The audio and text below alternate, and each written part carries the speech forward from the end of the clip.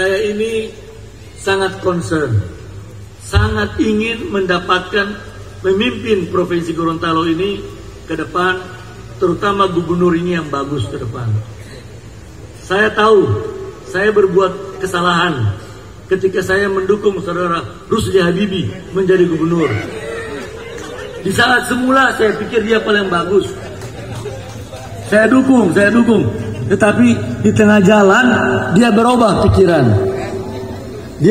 pikiran. Apa yang saya bikin dia tidak mau lagi. Dan dia ingin punya warna sendiri. Orang itu tidak perlu punya warna sendiri. Yang perlu adalah program kepentingan orang banyak, itu diutamakan. Jangan ini punya kita, tidak perlu. Saya tidak pernah membanggakan demikian. Tapi kepentingan rakyat yang kita utamakan. Jangan bangun kebencian di Gorontalo, Pak Fadil. Saya ingin menyampaikan. Bawa kebencian di orang ini, Pak. Saya minta. Iya, saya minta kami menyatu. Iya, saya minta kami menyatu, mencari tokoh-tokoh yang bagus ke depan. Ini, oke. Saya berhenti aja. Gak apa-apa. Saya aturkan terima kasih. Ada. Abang jago. Sorry Bang Jago. Ampun Bang Jago.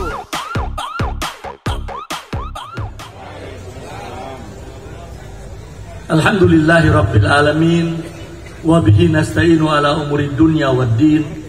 Asyhadu an la ilaha illallah wa asyhadu anna Muhammadan abduhu wa rasuluh. Wassalatu wassalamu ala asrafil anbiya wal mursalin, ala sayyidina wa habibina Muhammad ibn Abdullah wa ahlihi wa ashabihi wa man wala. Amma ba'du. Yang saya hormati tuan rumah Pak Prof. Nelson, Bupati Kabupaten Gorontalo. Yang saya hormati Pak Marten, Wali Kota Gorontalo. Yang saya hormati Pak Hamim, mantan Bupati Bone Bolango. Yang saya hormati adinda saya Sofyan Ibrahim yang mewakili PLT Gubernur. Pak Sofyan ini menjadi PNS ketika saya gubernur.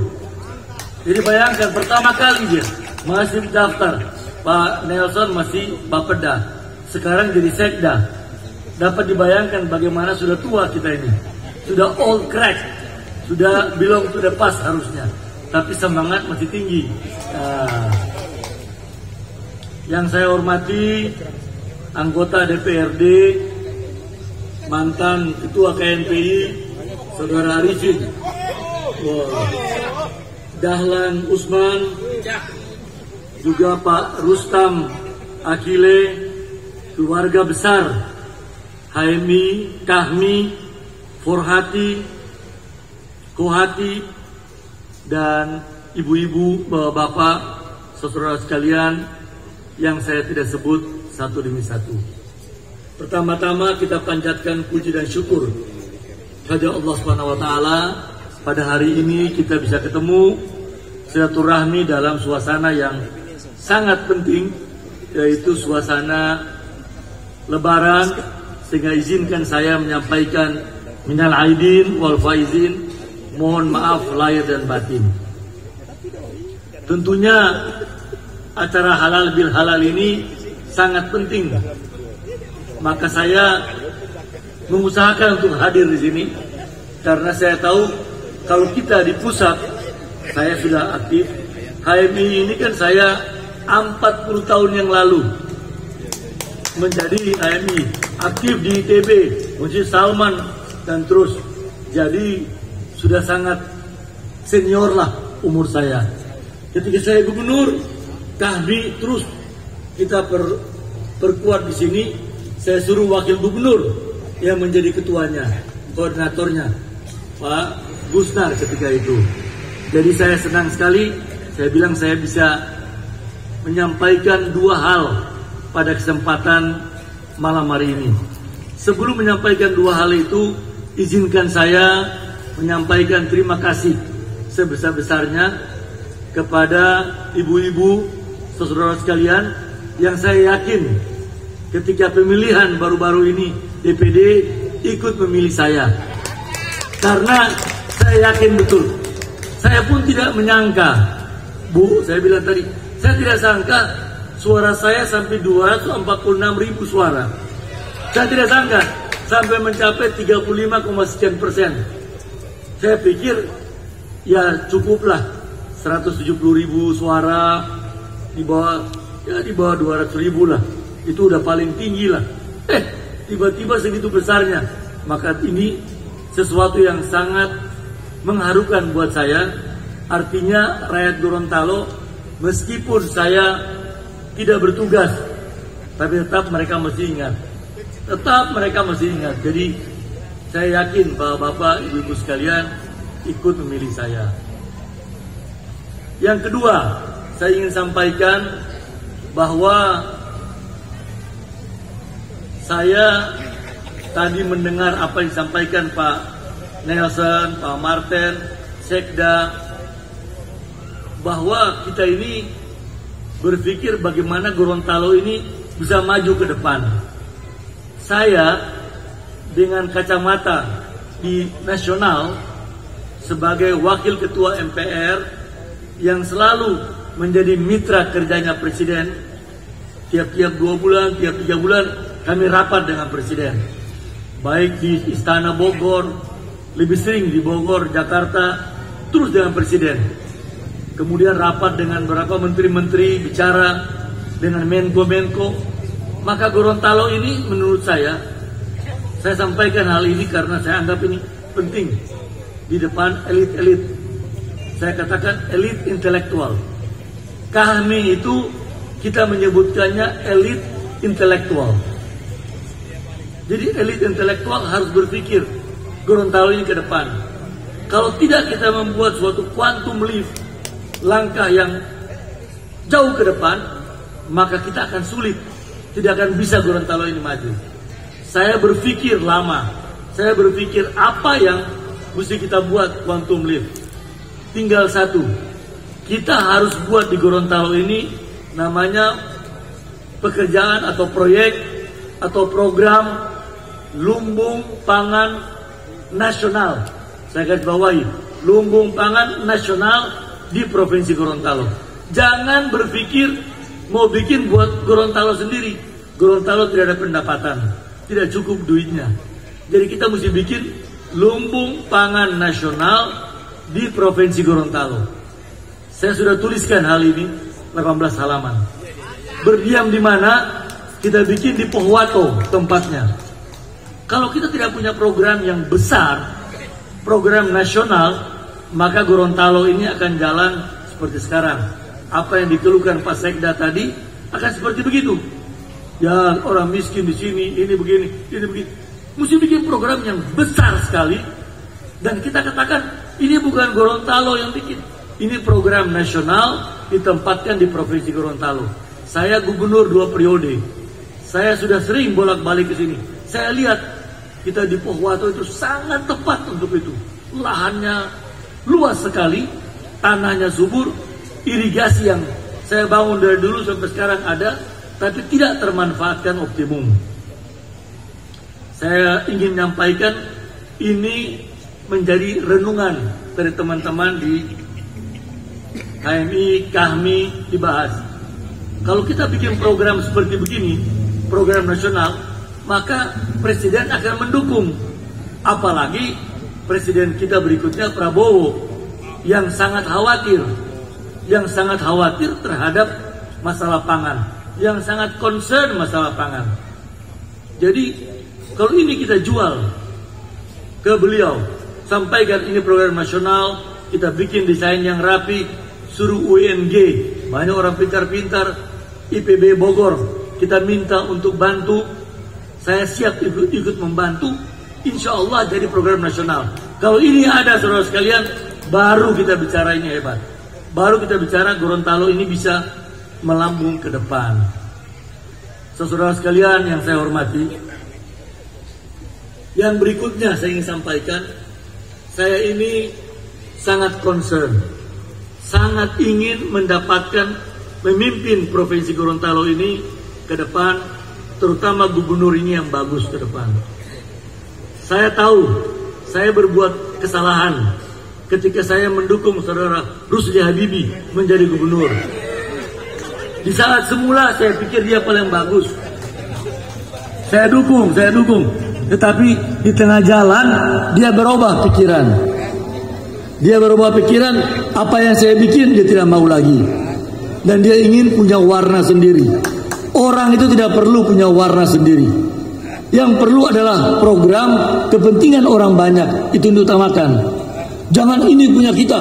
Tidak perlu. Saya tidak pernah banggakan demikian. Tapi kepentingan rakyat yang kita utamakan.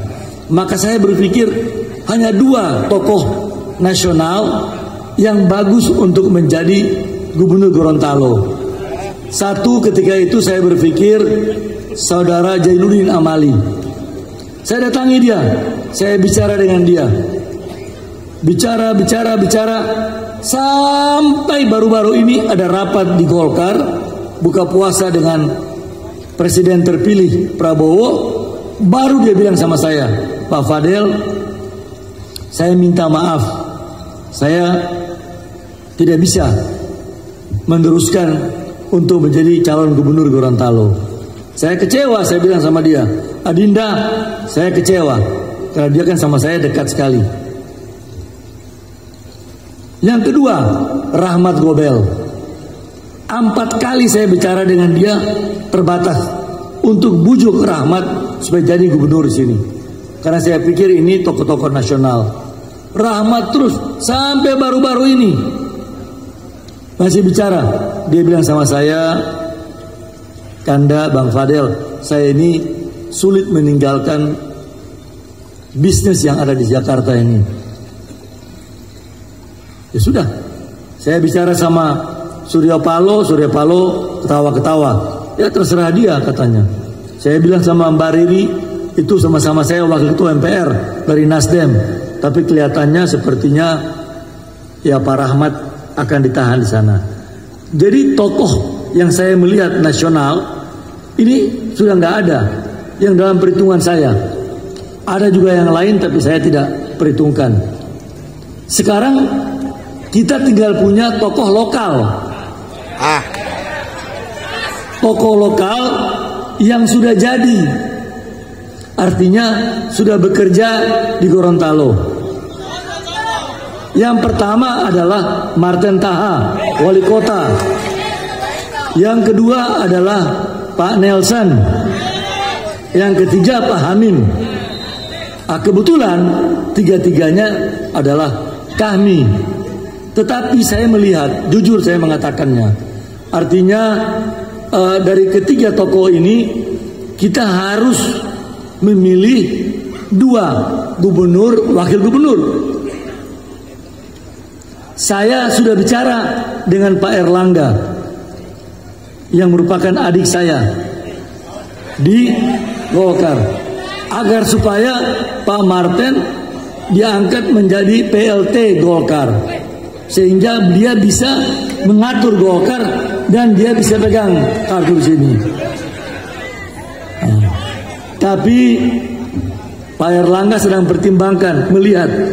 Tapi bulan yang lalu dia dipanggil 4 mata bicara dengan Pak Erlangga untuk bicara mengenai Gorontalo. Saya sering bicara. Saya dulu itu dibantu oleh ayahnya Pak Hartarto sampai jadi besar pengusahanya, pabrik kita dibantu ketika Bukaka. Dia bantu telepon ketika saya bikin perusahaan. Itu satu perusahaan saya, Erlangga dengan saya, namanya Bukaka Kujang Prima. Itu Erlangga juga sering katakan. Jadi saya dekat sekali sama dia. Maka saya bilang, kalau ingin mau Golkar tetap di Gorontalo yang tendensinya menurun luar biasa sekarang, saya di sini 23 kursi. Itu Rustam pernah jadi ketua fraksi zaman saya dulu. Sekarang tinggal 9 kursi di DPRD. Dan tendensinya menurun, di daerah menurun. Maka saya bilang harus segera ganti. Saat itu, saat sekarang secepat saya bilang. Saya katakan, saya kebetulan orangnya terus terang aja bicara. Dari dulu 24 tahun lalu saya di Gorontalo ini seperti begini. Alhamdulillah masih sehat.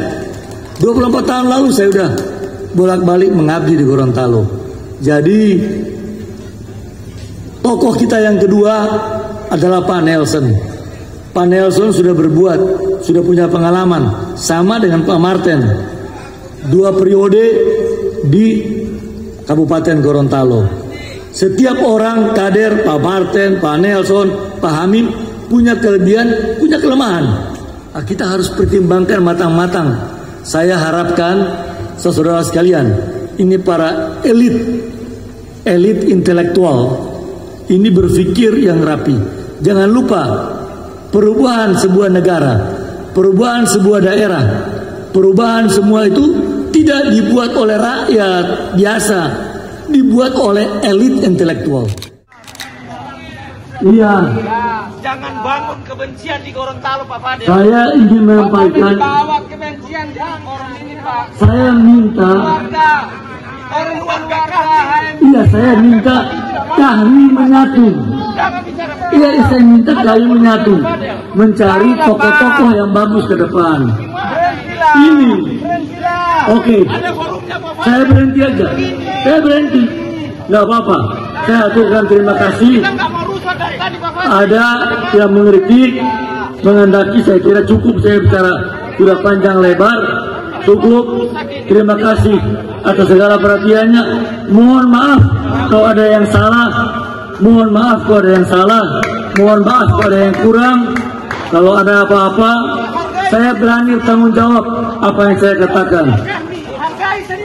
Apa yang saya katakan, saya berani tanggung jawab. Terima kasih. Mohon maaf kalau ada yang salah, mohon maaf kalau ada yang salah, mohon maaf kalau ada yang kurang. Kalau ada apa-apa, saya berani tanggung jawab apa yang saya katakan. Apa yang saya katakan, saya berani tanggung jawab. Terima kasih. Wabillahi taufiq wal hidayah. Wallahu musta'an. Wassalamualaikum warahmatullahi wabarakatuh.